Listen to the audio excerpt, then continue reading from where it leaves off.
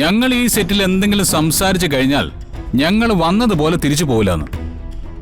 ഒരു മിനിറ്റ് ഞാൻ സമയം തരാം. അത് ഇവർക്കുള്ളതാ.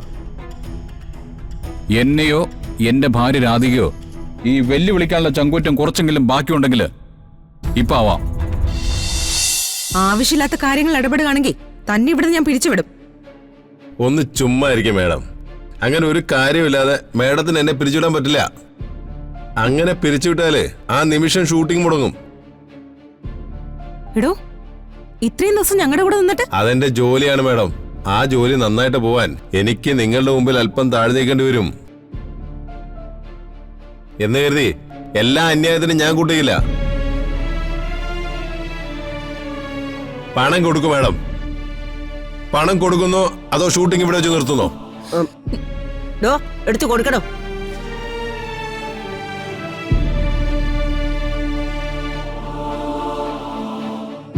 കൊണ്ടുവന്ന ഭക്ഷണത്തിന്റെ പേരിലൊന്നുമല്ല, നീട്ടിയ കയ്യിൽ ഭിക്ഷ ഇടുന്നതേ എന്റെ ഒരു ശീലമാ. കൊണ്ടുപോയി തിന്നോ. വഴിന്ന് മാറടി.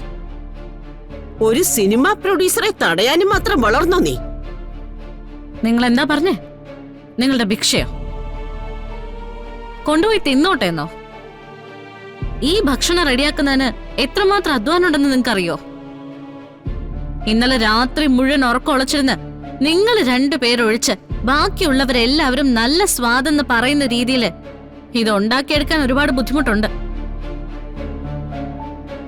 ഇത്രയും നേരം നിങ്ങൾ പലതും പറഞ്ഞ് ഞങ്ങളെ അപമാനിച്ചു. അപ്പോഴൊന്നും ഞങ്ങളൊന്നും പറയാതിരുന്നത് അത് ഞങ്ങളുടെ ഡ്യൂട്ടി സമയമായതുകൊണ്ടാ. ഇപ്പൊ അത് തീർന്നല്ലോ. ഇനി നിങ്ങളോട് മറുപടി പറഞ്ഞിട്ട് ഞാൻ പോകുന്നുള്ളൂ. രാധികേ, എന്തായാലും ഈ ചുറ്റും നിൽക്കുന്നവർക്ക് ഏകദേശം കാര്യങ്ങൾ മനസ്സിലാവുന്നുണ്ട്. എങ്കിൽ പിന്നെ മുത്തശ്ശി നമ്മളോട് കാണിക്കുന്ന സ്നേഹത്തിന്റെ അർത്ഥം എന്താണെന്ന് എല്ലാവർക്കും ഞാനൊന്ന് പറഞ്ഞു കൊടുക്കട്ടെ. താൻ എന്താടോ പറയാൻ പോകുന്നേ? മര്യാദയ്ക്ക് ഇറങ്ങി പോടോ എന്റെ സെറ്റിൽ നിന്ന്. അതെ, എനിക്കിവിടെ താമസിക്കാൻ താല്പര്യമൊന്നുമില്ല. ഇറങ്ങി പോകാൻ തന്നെ തീരുമാനം. കുറെ നേരമായിട്ട് നീ നിന്റെ ഈ മുത്തശ്ശിയും കാണിക്കുന്ന പേക്കൂത്തുകളുടെ യഥാർത്ഥ അർത്ഥം എന്താണെന്ന് ഈ നിൽക്കുന്നവരെന്ന് അറിയണം. ചേട്ടാ ഒന്ന് വരുമോ? ഒരു മിനിറ്റ് പ്ലീസ്. ചേട്ടാ ഒന്ന് വന്നേ.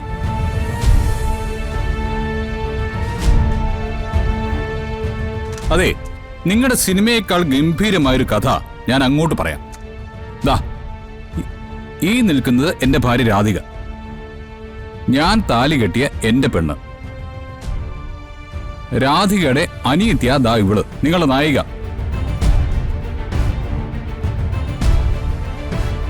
ദാ ഈ നിൽക്കുന്ന രണ്ടുപേരുടെ മുത്തശ്ശിയാണ് ദാ ഈ നിൽക്കുന്ന കോമാളി കഥാപാത്രം.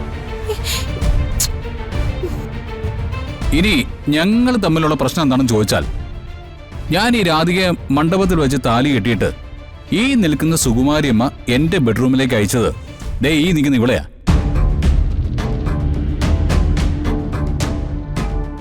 ഇവളെ ഞാൻ സ്നേഹിച്ചിട്ടില്ലെന്ന് ഇവക്ക് നന്നായിട്ട് അറിയാം.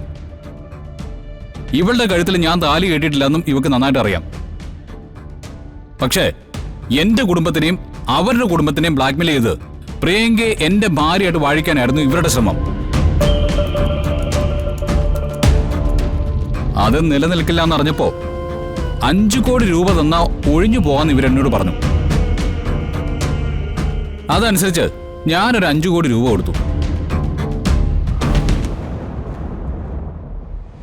ആ പണവും കൊണ്ട് എന്റെ ജീവിതത്തിൽ നിന്ന് ഒഴിഞ്ഞു പോകാന്ന് പറഞ്ഞവൾ ആ പണം തൊലച്ചു കളഞ്ഞ് എന്റെ വീട്ടിലേക്ക് തന്നെ വീണ്ടും തിരിച്ചു വന്നു. കൂട്ടത്തിൽ ശകുനിയുടെ ബുദ്ധിയുമായിട്ട് ദാ ഇവരും. മതി, നീ ഇറങ്ങിപ്പോ.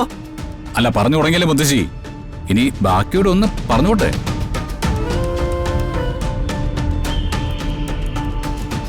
അതെ, ഇപ്പോ നിങ്ങൾക്ക് എല്ലാവർക്കും ഇവര് ശമ്പളം എണ്ണി തരുന്നില്ലേ? എല്ലാവർക്കും കിട്ടുന്നില്ലേ? നിങ്ങളെ എല്ലാവരും കൊണ്ട് മുതലാളിയമാന്ന് വിളിപ്പിക്കുന്നില്ലേ? ആ പണത്തിന്റെ സോഴ്സ് എന്താണെന്ന് നിങ്ങൾക്കൊക്കെ അറിയണോ? ഇവരിപ്പോ സിനിമ പിടിച്ചുകൊണ്ടിരിക്കുന്നത് ഞാൻ കൊടുത്ത പണം കൊണ്ടാ. അതും 25 കോടി. എത്ര എത്ര 25 ക്രോർസ്. എന്റെ ജീവിതത്തിൽ നിന്ന് ഈ നാശം പിടിച്ചവളെ ഇറക്കി വിടാൻ വേണ്ടി ഞാൻ കൊടുത്തതാ. ആ പണത്തിന്റെ മുകളിലാ ഇവരുടെ ഈ വേഷം കെട്ടൽ മൊത്തം. ഇവര് കാരണം ഞങ്ങൾക്ക് പലതും നഷ്ടപ്പെട്ടു. എന്നിട്ടും എല്ലാത്തിൽ നിന്നും ഒതുങ്ങി ഞങ്ങളെ കൊണ്ടാകുന്ന ചെറിയ ബിസിനസ് തുടങ്ങി ജീവിക്കാൻ തീരുമാനിച്ചാ ഞങ്ങള്. പക്ഷേ അതിൽ പോലും അസൂയ തോന്നി ഇവര് ദാ ഈ നിൽക്കുന്ന പ്രൊഡക്ഷൻ മാനേജറെ കൊണ്ട് കള്ളപ്പേര് പറയിച്ച് ഞങ്ങളുടെ വീട്ടിൽ വന്ന് ഫുഡ് ഓർഡർ ചെയ്യിപ്പിച്ചു. ആഹാരം എവിടെയാണ് വിളമ്പേണ്ടതെന്ന് 1000 വട്ടം ചോദിച്ചിട്ടും ഇവര് പറഞ്ഞില്ല. അത് ഇവരുടെ നിർദ്ദേശമായിരുന്നു. ഞങ്ങളെ വെറും ജോലിക്കാരായി ഇവരുടെ മുന്നിൽ കിട്ടാൻ വേണ്ടി.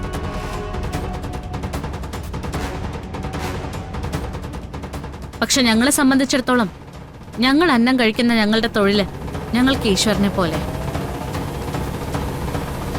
അതിന്റെ പേരിൽ ആരുടെ മുന്നിൽ ചെന്ന് നിൽക്കാനും ഞങ്ങൾക്ക് ഒരു നാണക്കേടുമില്ല.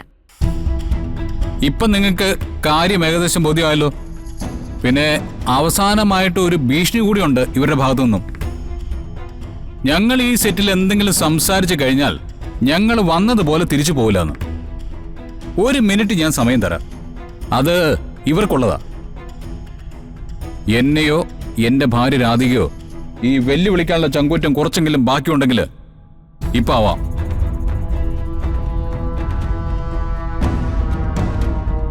പക്ഷേ ഈ നിൽക്കുന്ന 2 എണ്ണത്തിനെ, ഞങ്ങളുടെ ജീവിതം നശിപ്പിച്ച ഈ 2 എണ്ണത്തിന്റെ കാല് ഇവിടെ തല്ലി ഒടിച്ചിട്ട് ഞാൻ പോവും.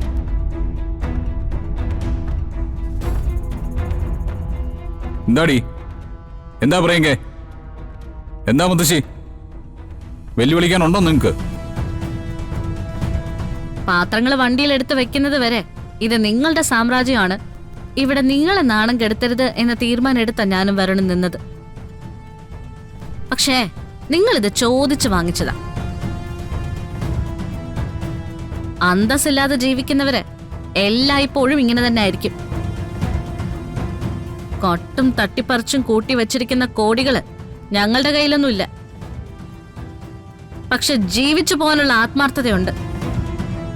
രാധിക, ഇനി നമുക്ക് പോവാം. അല്ലെങ്കിലേ മുത്തശ്ശിക്ക് ചിലപ്പോ ബോധക്കേട് വരും. പ്രിയങ്കേ, നീ നന്നായിട്ട് അഭിനയിക്കുന്നവളല്ലേ? അതുകൊണ്ട് തന്നെ ഞങ്ങൾ ഇവിടുന്ന് പോയി കഴിഞ്ഞാൽ ഷൂട്ടിങ്ങിലേക്ക് കയറി നല്ല ഗംഭീരമായിട്ട് അഭിനയിച്ചോണം. Good luck Radhika. വാ.